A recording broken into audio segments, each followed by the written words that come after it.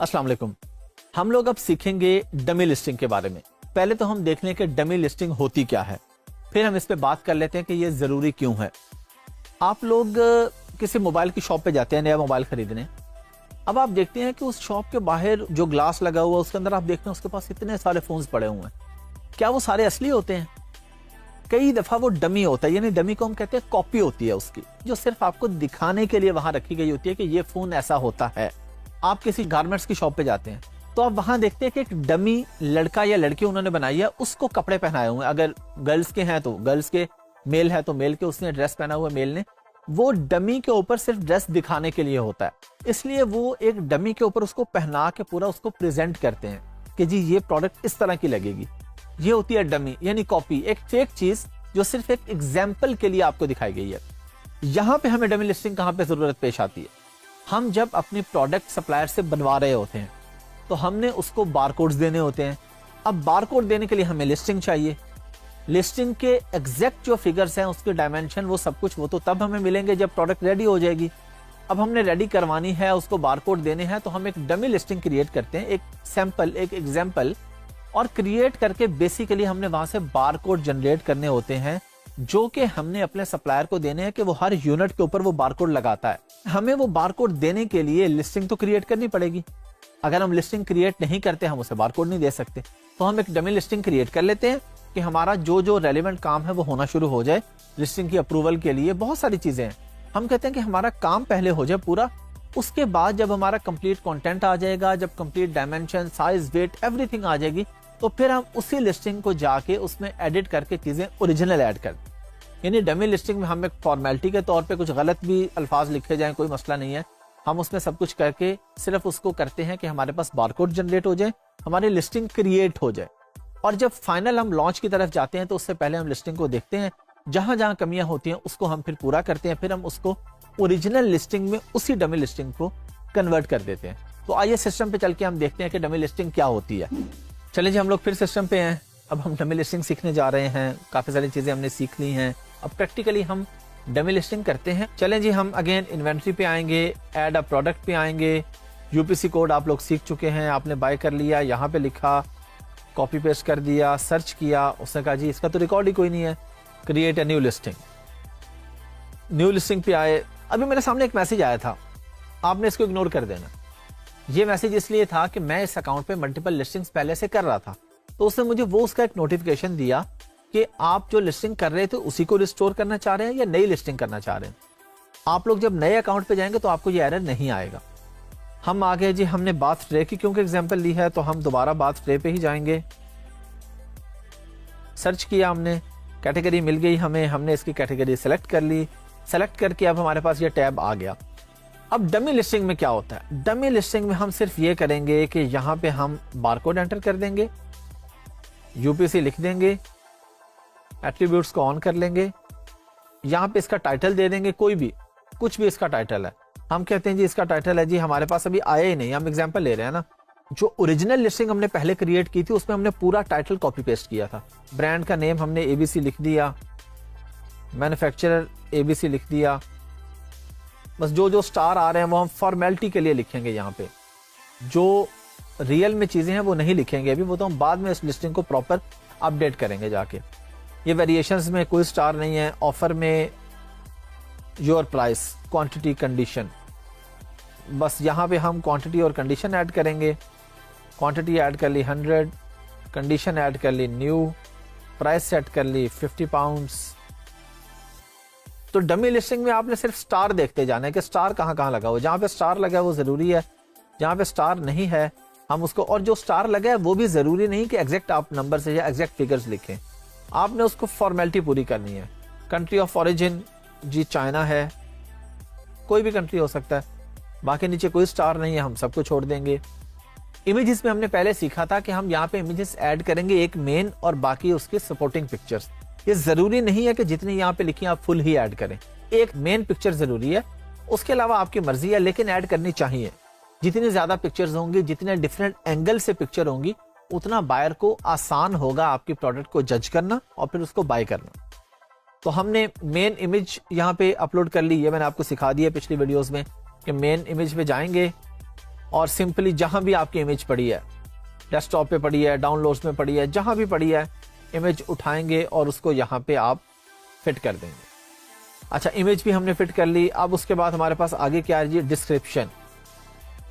Description हम छोड़ सकते हैं, या लिखना है तो ABC बस बीच में लिख दें, या इसको छोड़ दें। कीवर्ड्स छोड़ दें।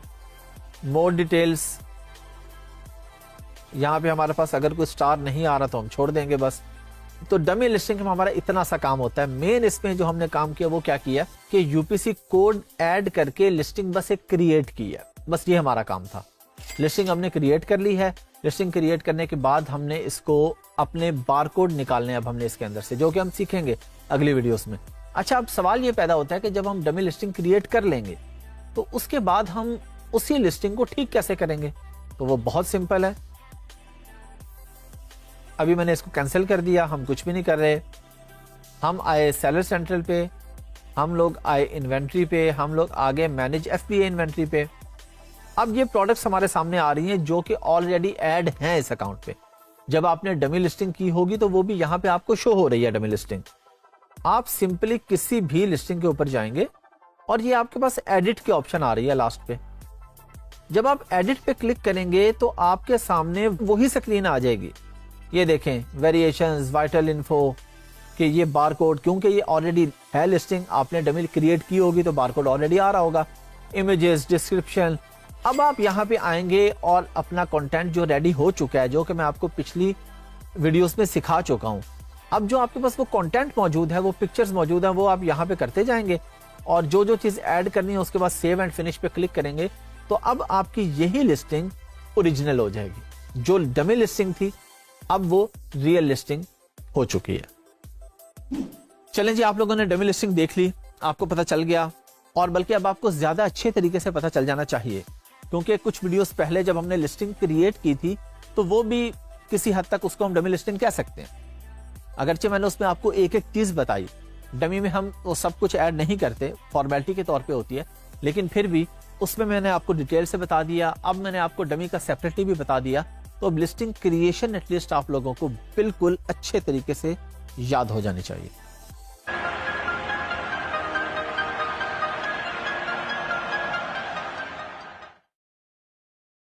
अस्सलाम वालेकुम। इस वीडियो में मैं आपको जो चीज बताने जा रहा हूं ना, वो नॉर्मली या रूटीन में हम ये कह सकते हैं कि हमारे साथ नहीं होगा, लेकिन फिर भी हमें पता होना चाहिए कि ये होती क्या है। ये है सप्रेस्ड लिस्टिंग्स। लिस्टिंग क्या है ये हम पीछे सीख चुके हैं। लिस्टिंग हमने क्रिएट की थी, उसका टाइटल, उसके बुलेट पॉइंट्स, उसके डिस्क्रिप्शन, उसके इमेजेस, कंप्लायंस, वेरिएशंस, ये सब चीजें हम की थी। अब अगर वहां पे हमारे से कोई गलती हो गई है, इमेजेस Amazon का जो रूल था उसके मुताबिक नहीं थी, कोई भी गलती हमसे हो गई है, तो लिस्टिंग हमारी एक्टिव नहीं होगी बल्कि सप्रेस हो जाएगी। यानी अगर मैं आसान अल्फाज में आपको बताऊं, आपने एक शॉप बनाई लाहौर में, किसी भी जगह पे, किसी मॉल में आपने शॉप बनाई, उस मॉल ने रूल्स बताया आपको कि जी इतने लाइट्स होनी चाहिए, इतना बड़ा काउंटर होना चाहिए, ये कलर होने चाहिए, फिर आप अपनी शॉप ओपन कर सकते हैं। आप सब कुछ कर लेते हैं, कहीं आपसे लाइट में गलती हो जाती है। उन्होंने कहा जी 16 लाइट्स होनी चाहिए जी शॉप में, आपकी 15 थी। अब उन्होंने कहा नहीं जी, अभी आप इस शॉप को लाइव नहीं कर सकते, आप इस पे कोई चीज बेच नहीं सकते, इसको आप ओपन नहीं कर सकते, पहले अपनी लाइट्स पूरी करें। इसको हम कहते हैं सप्रेस लिस्टिंग्स। कि कोई भी गलती आपसे हो गई है, छोटी या बड़ी, तो Amazon कहते हैं कि पहले आप ही अपनी गलती ठीक करें, इमेजेस सही करें, अपना कंटेंट सही करें, वेरिएशन सही करें, बारकोड एंटर करें, सब कुछ ठीक कर दें। ठीक करने के बाद आप अपनी लिस्टिंग को लाइव कर सकते हैं।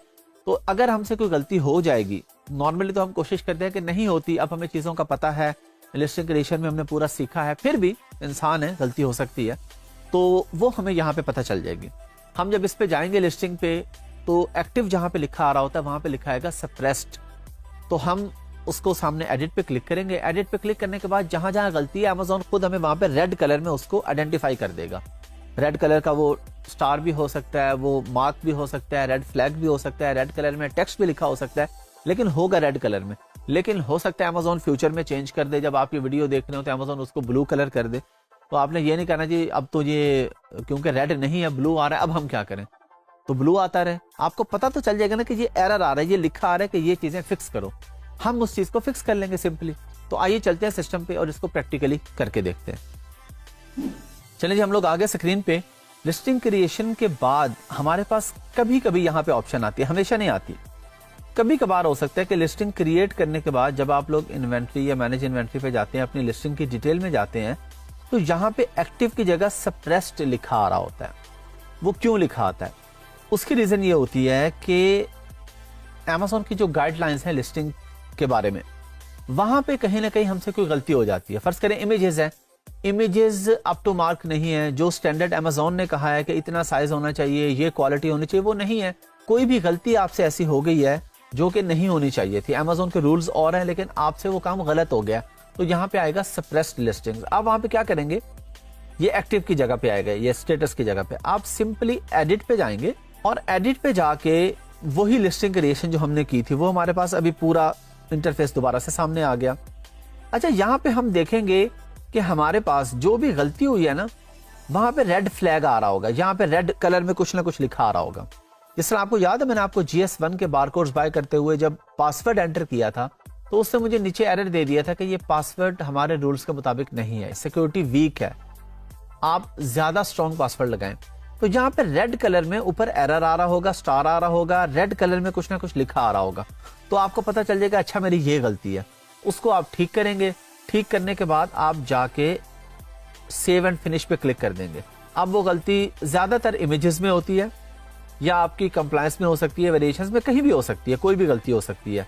मोर एट्रीब्यूट्स आपने ऑन किए होंगे, यहाँ से मोर डिटेल्स की आपके पास ऑप्शंस आ रही है, आपके पास कीवर्ड्स आ रहे हैं, आपके पास डिस्क्रिप्शन आ रही है, आपके पास ये प्रोडक्ट के की फीचर्स आ रहे हैं। ये सब चीजें कहीं पे भी जहां पे आपकी गलती है या आपने Amazon के रूल्स को ब्रेक किया है, Amazon ने कहा जी 500 अल्फाज लिखे हैं, आपने 500 से ज्यादा लिख दिए हैं, कोई भी गलती हो गई है, तो लिस्टिंग आपकी सप्रेस हो जाएगी। उसको आप सिंपली जाके यहाँ पे देख लेंगे, ये आपको खुद बताएगा Amazon।